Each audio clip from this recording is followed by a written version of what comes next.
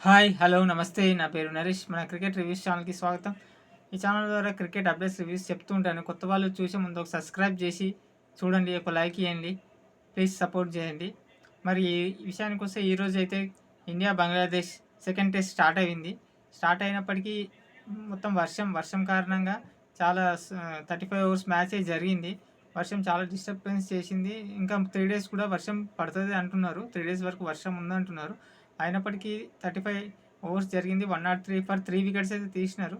మరి ఇండియా అయితే టాస్ గెలిచి రోహిత్ శర్మ ఫీల్డింగ్ తీసుకున్నాడు. ఫీల్డింగ్ తీసుకునే కారణం ఏంటంటే మెత్తగా ఉంది వాతావరణం, మెత్తగా మబ్బులే ఉంది, వర్షం పడింది. బ్యాటింగ్ అంతా ఫాస్ట్‌గా అనుకూలంగా ఉండదని ఫీల్డింగ్ తీసుకుంటూ కరెక్ట్ డెసిషనే.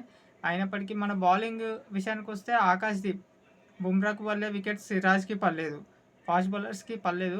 ఆకాష్‌దీప్‌కి ఫస్ట్ 2 వికెట్స్ పడ్డాయి. అట్లా 2 ఓవర్స్‌లోనే 2.5 ఓవర్స్‌లో 2 వికెట్స్ తీసిండు. తర్వాత అశ్విన్‌కి ఒకటే వికెట్ పడ్డది. అశ్విన్ ఒక్కడే స్పిన్ ఏసిండు. 9 ఓవర్స్ ఏసిండు. యాక్చువల్‌గా పిచ్ ఏమో బ్లాక్ సాయిల్ వికెట్ స్పిన్‌కి అనుకూలంగా ఇస్తది.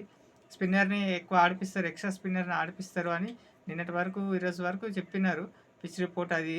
కానీ బ్లాక్ సాయిల్ వికెట్ అయితే కాన్పూర్ స్పిన్‌కే బాగుంటుంది.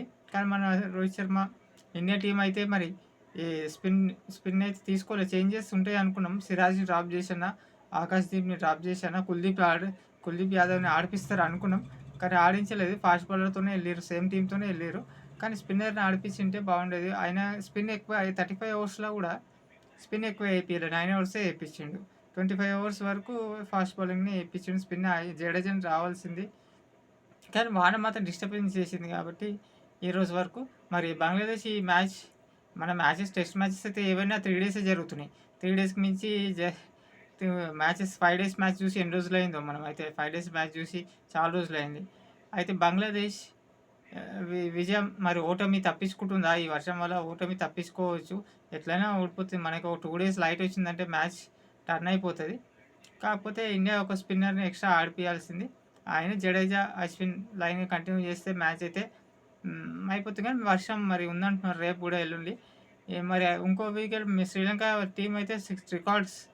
కమిందు మెండిస్ 13 మ్యాచెస్‌లో 1000 రన్స్, 605 డిక్లేర్ చేసి 600 రన్స్ కొట్టి టెస్ట్ మ్యాచ్‌ల శ్రీలంక చాలా రోజులైంది. ఏ క్రికెట్ అయినా, ఏ దేశమైనా కూడా చాలా రోజులు అనిపిస్తుంది. 600 రన్స్ కొట్టింది.